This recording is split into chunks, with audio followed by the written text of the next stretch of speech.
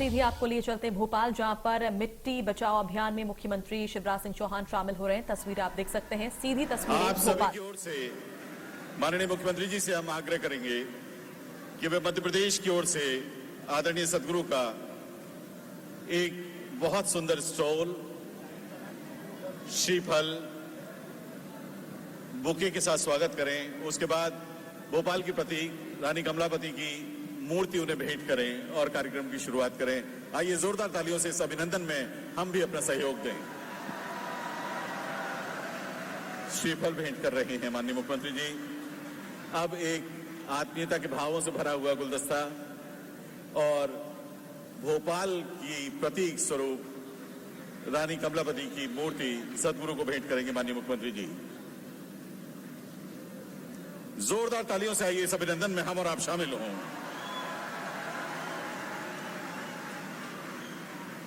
विनम्र आग्रह माननीय मुख्यमंत्री जी से और सदगुरु से कि कृपया अपना स्थान ग्रहण करें। आदरणीय दीदी सज्जनों, जैसा कि हम और आप लगभग पिछले 1 घंटे से इस भावना को जी रहे हैं कि कैसे मिट्टी हमारे जीवन के लिए महत्वपूर्ण है, इसी से जुड़ी हुई जानकारियों से पगे हुए एक बात सुन लेना, ये धरती केवल मनुष्यों के लिए नहीं है, केवल मनुष्यों के लिए नहीं है। इस धरती पर अधिकार पशु पक्षियों का भी है, कीट पतंगों का भी है, पेड़ पौधों का भी है। हमारी नदियां ठीक हो, हमारी जल संरचनाएं ठीक हो, क्योंकि ये जब सब ठीक होंगे तब हमारा इकोलॉजी सिस्टम ठीक बना रहेगा। और इसलिए मैं मानता हूं पेड़ लगाने का अत्यंत महत्वपूर्ण काम है। अभी हमने तय किया है, जन अभियान परिषद के लोग यहाँ बैठे होंगे। हरियाली अमावस्या के दिन हम फिर व्यापक पैमाने पर 1 महीने वृक्षारोपण का अभियान चलाएंगे।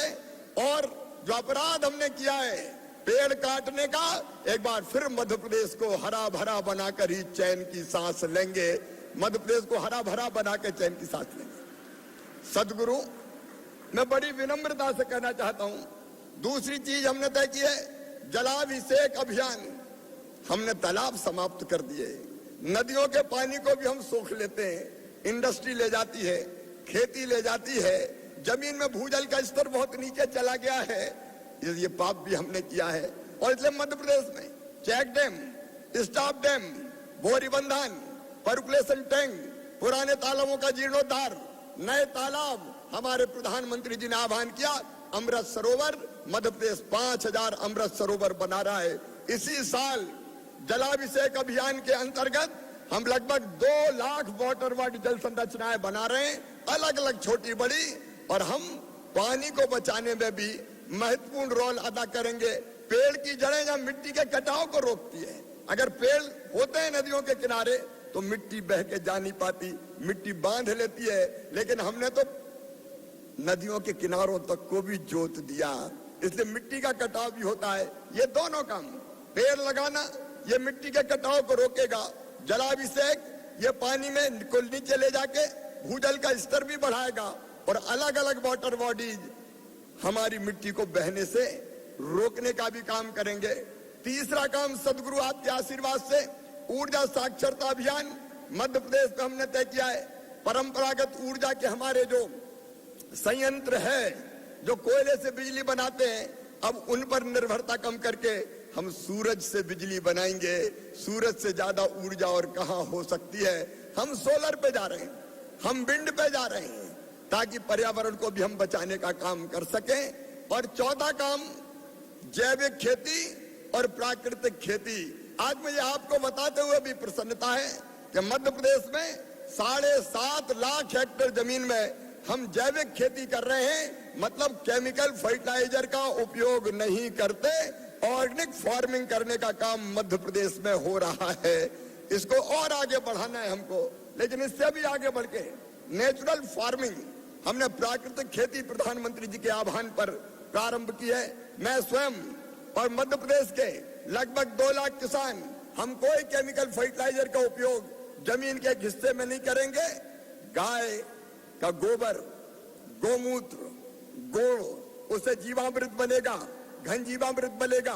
ये जीवामृत अगर हम धरती पे खेत में डालेंगे तो वो केंचुए, और अलग अलग तरह के कीट और कृमि जो धरती के नीचे चले गए वो ऊपर आएंगे, कई गुना ज्यादा बढ़ेंगे, धरती को उलट पुलट करेंगे, ऊपर से नीचे आएंगे, कई सुराख होंगे, उससे पानी भी अंदर जाएगा, ऑक्सीजन अंदर जाएगी और धरती की सतह को फिर से उर्वरक बनाने का प्रयास करेंगे।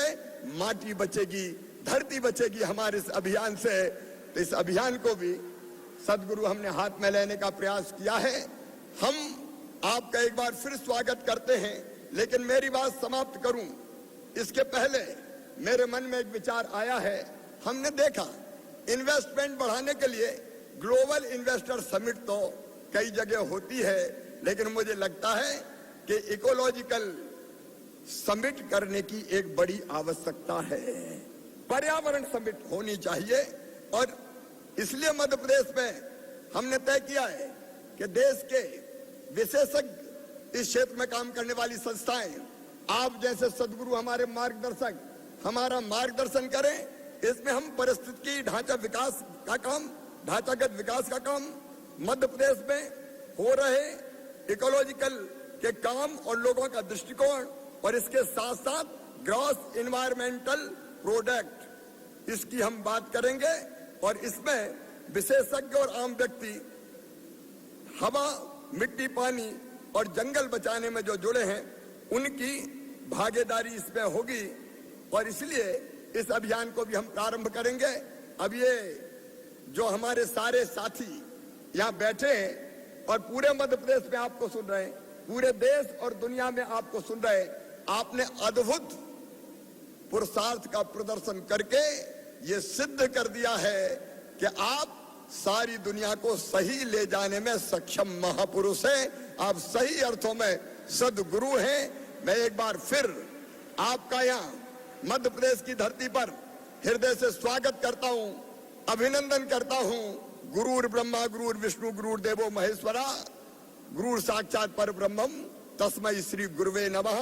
आपको प्रणाम करते हुए मैं आह्वान करता हूँ कि आप आइए, हम सबको मार्ग दिखाइए, दुनिया का मार्गदर्शन कीजिए, मिट्टी बचाइए और केवल आप नहीं, हम सब मिलके मिट्टी बचाएंगे। बोलिए बचाएंगे,